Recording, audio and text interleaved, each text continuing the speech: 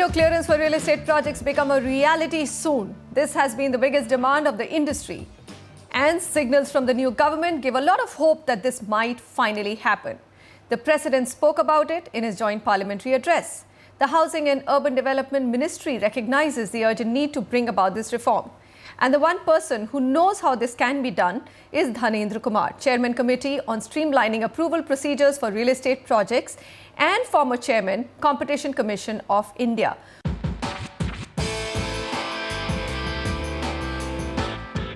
Welcome, sir. The committee headed by you recommended single window clearance for real estate in November 2012. But it just couldn't take off. We've had a change of government. Now there's a new government in place wanting single window clearances for not just real estate but all businesses. Do you think it can happen? Certainly. Is it feasible? It is absolutely feasible, and it has been done in many countries, and the government is determined. My worry is that we are a federal structure and housing is a state subject. There are central level clearances needed. How do you marry all of this? Absolutely. It can be done in an enmeshed IT platform. There are several clearances needed from the central government, which would include clearance in environment, clearance in defense, the heritage building, ASI, and so on.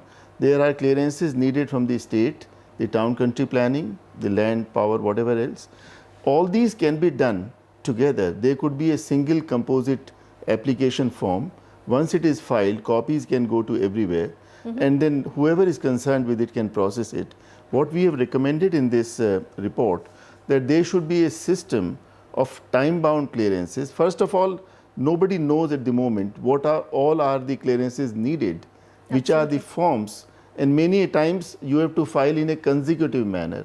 Once you obtain an approval, if it is delayed beyond a point, by that time the earlier approval is over, and therefore you have to apply afresh. It's like a snake and ladder situation. So the total time involved and the delays and everything, they ultimately get multiplied, and in terms of money means a lot. And according to a report, McKinsey's... Would you agree that developers, when they claim that, because of approval delays, their cost of project goes up anywhere between 25 to 40%, is it that high? I won't entirely agree with that. Many a times I think it is just inflated. Exaggerated. But certainly it's a huge cost. Right. And ultimately all that is passed on to the consumers. Yes. Nobody does it himself. So the poor helpless consumer ultimately has to bear the brunt. And therefore, if we streamline the approval procedures, which has been done not only in smaller countries like in Singapore or Hong Kong and elsewhere, but in many other countries around the world. And in India, I'm sure, with the new government led by Mr. Modi and all the various initiatives which are being taken, and the President's address, as you rightly pointed out, a number of things have been mentioned. I'm sure it's going to happen. They have talked about 100 new cities, for example. They have talked about the low-cost housing project. They have talked about that in the year 2022, when India celebrates 75 years, housing for everyone, and so on. So explain to me, sir, that something like environment and impact assessment, EIA, which is also becoming a huge bone of contention, how do you streamline that on one end and then combine it from, let's say, a state level or a local level town planning approvals? Absolutely. This is perfectly doable.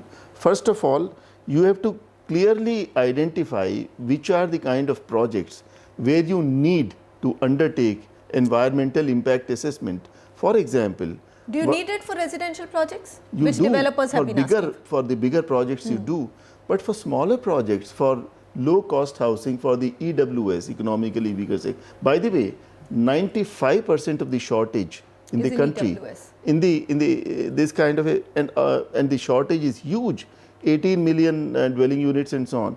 So if we were to eliminate the need of environmental clearances for these projects, in fact, they should be given a certain special dispensation, maybe infrastructure status, maybe low-cost financing and stuff like that.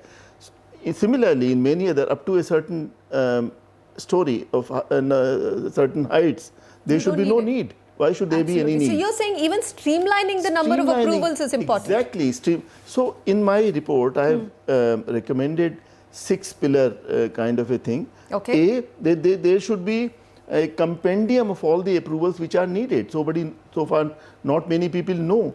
In fact, even the town... every developer must have a standard list of approvals that he needs. It cannot change from state to state. Exactly.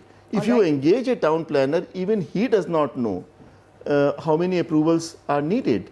So the forms should be standardized, and to the extent possible, there should be a single sort of composite application form. So compendium of all clearances needed. Secondly, there should be, to the extent possible, streamlining these clearances which are needed. Many of them have become absolutely outmoded. Just throw them out. Yes, you say that in your report very strongly. Yes, just throw them out. Only those, in fact, in my other report, which is unrelated but slightly related, National Competition Policy, which again this committee I was chairing, I have recommended that government should undertake in all the ministries a close review of all existing regulations, rules, systems, procedures to see whether the cost and time involved in compliance thereof is commensurate with the benefits to accrue therefrom. Yes. And if it is not, then throw them out. I mean, what is the point? In your study, did you find, I mean, again, I'm just asking these questions because there's also this belief that because of the multiple levels of clearances required, there is a lot of graft money which flows in the system. Absolutely, it does. Everybody knows it. And people and that can also be done away with. Absolutely. A lot of rent seeking will go if there is a complete transparency. I like the word that you've used, rent seeking. Absolutely. If there is transparency, I mean, at the official level or the political level and so on, the need of any seeking favors would go. And I've also suggested therein that there can be a number of other reforms also. For example, there is need of training, of capacity building of the officials. Right now, they don't know how to. That's our biggest challenge, sir. Capacity building at municipal level is a huge, huge challenge. So tell me, I mean, if it had to get implemented, where do you think the push should go? Should it go from the housing ministry at the center? Yes. Is that where they should be spearheading this? Ultimately, it is to be done in the states. But if it is done, right now the mood is there. The mood is extremely optimistic. And you can't let this slip through. It can't. We should encash on it. Right now it is like one of those Swaraj, Independence Day, when everybody wants to contribute. Everybody is so optimistic, hopeful. And charged up. That we should do something. So why not encash on this present mood of optimism? So developers saying that it takes up to 1 year to get approvals. Your report says about 196 days. Wherein lies the truth? Well, it depends again from state to state. I was also executive director of the World Bank, by the way, before I joined as chairman Competition Commission of India. And every year they conducted this report, the ease of doing business and so on. India always used to be somewhere at the bottom. 133rd, 132nd out of 185.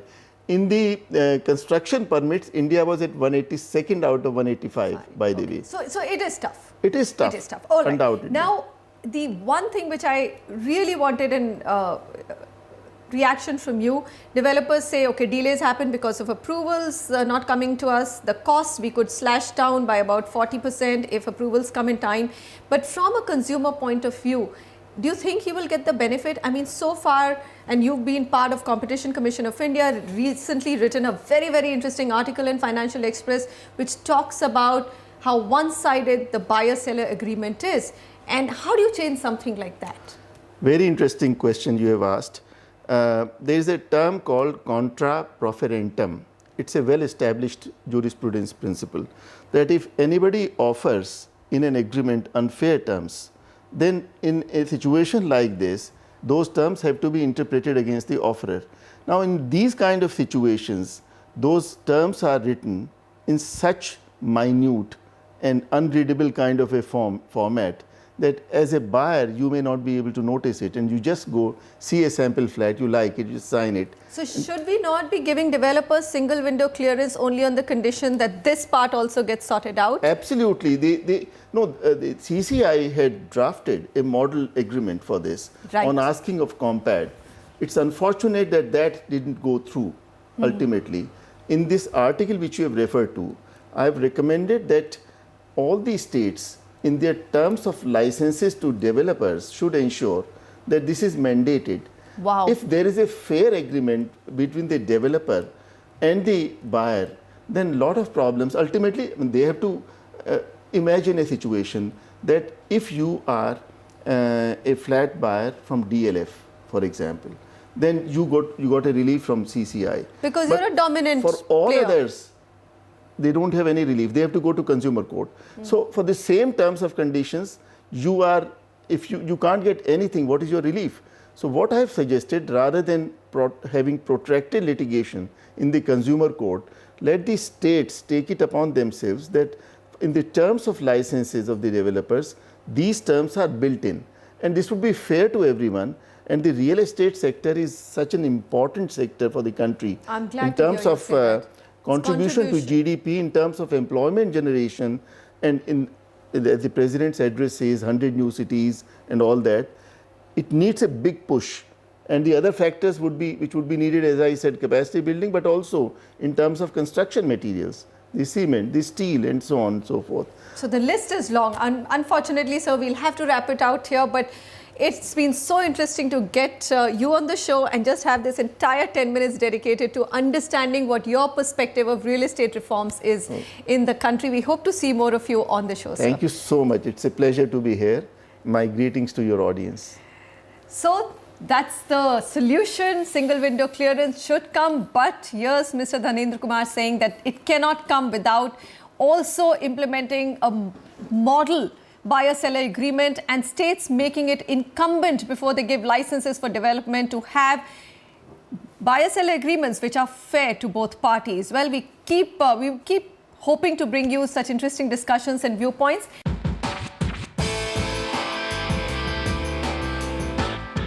And we'll move back to the Q&As with Pratyush on the phone line. Actually, this is an email, so pardon me on that.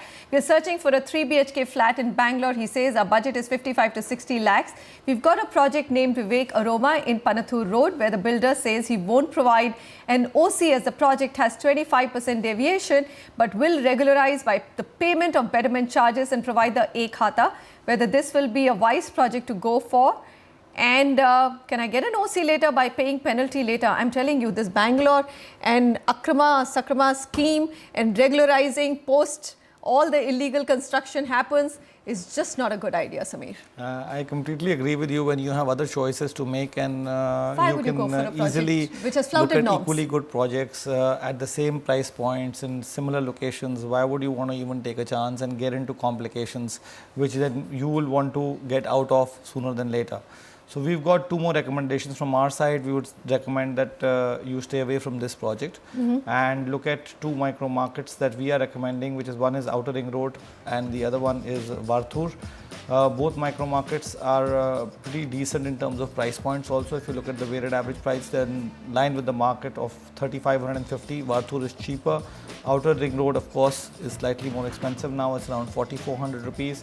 But the inventory overhang over there is touched 24 odd months. And Varthur is still safer. On the price appreciation trends, 7 to 8% annualized price appreciation has been witnessed in both these micro markets. So it's pretty average, I would say, but you can look at two projects that are matching the budgets that you require, and these projects, for example, SLS Sapphire by SLS Builders. This project is located at Panathur Road, close to the Outer Ring Road, just 1.4 kilometers away. And this project is got ground plus floor, so low rise development over here. The advantage of this location is close to the Outer Ring Road and Whitefield by Varthur. So equally good project, and the developer is providing you E-Khata, CC and OC, so safer bet. Mahana Heights in Varthur, this is in Gunjur by Mayana Properties. This project is also available with the developer. Total number of apartments there are 196. It's fully loaded with all modern amenities. The architect of the project is AZM Architects and is close to Whitefield and the Forum Value Mall. All right, Pratyush, we are just absolutely not comfortable when developers flout norms. It could be just a small, construction norm which has got flouted. But hey, why go for that developer at all? You have better choices. Why wait for a government regularization scheme to come in and for you to be hopeful that if you pay that 6 to 8% and then get an occupation certificate? No, you as a consumer have too many choices to go with developers who are flouting norms. It also tends to penalize developers who are actually following regulations, doesn't it? Okay, Dharmendra Kumar Singh on the phone line with us. Dharmendra, hi, go ahead with your question. Hi, I have mainly out saying that I'm looking for investment at Ahmedabad, and Okay. my budget would be around 25 lakhs rupees. I feel that this market is still upcoming, and there's a good chance of investment for the future. First of all, your question is so interesting because yes, Ahmedabad city, which is very well laid out, and I like that budget, 25 lakh rupees. You know, that's a magical number for me. 25 to 30, if we can find houses for our viewers, it's great, isn't it? It feels so good, Samir. Surprisingly, there are two micro markets which offer you such great rates. Even one of them is offering under 2,000 rupees a square foot, which is unheard of. Nicole is that micro market where the weighted average price is 1950, and Chandkhera, which is a much more reputed micro market in Ahmedabad, is slightly higher at 2,600. These are mid-segment rates we are talking about. Although Nicole is a cheaper micro market, it has enough supply, 7,700 units and 24 months of inventory overhang. And the markets have witnessed a decent amount of appreciation because Ahmedabad doesn't appreciate that much, about 8% on an annualized basis for both Chandkhera and Nicole. And if you were to look at the recommendations from our side, they're all around 2,000 rupees a square foot except Chandkhera, which is Really? 2,000 rupees Yeah. a square foot? Yeah, Cost of and Chandkhera construction also now is 22. 2,000 rupees a Yeah, square foot. so it's lower than the weighted average price of the market. Podar Heights is the project we're referring to. It is Chandkhera, which is the hub of educational institutes and government offices like ONGC and Indian Oil, and Podar Builder is a reputed developer over there. The project is under construction and will be delivered in 2015, available directly with the developer. Then you have Maruti 5 by Maruti Developers in Nicole. This is 2,000 rupees a square foot. This is a small project but decent amenities, only 50 units here, but it's all fully approved by nationalized banks, so you can go ahead and look at this as well. Lastly, Nalanda Aryan by Aryan Developers. This is also at 2,000 rupees a square foot. There's a fully approved project, bank loan available from nationalized banks, and project has basic amenities. Dharmendra, all the very best. So 3 projects, very well affordable, 25 lakhs, your budget.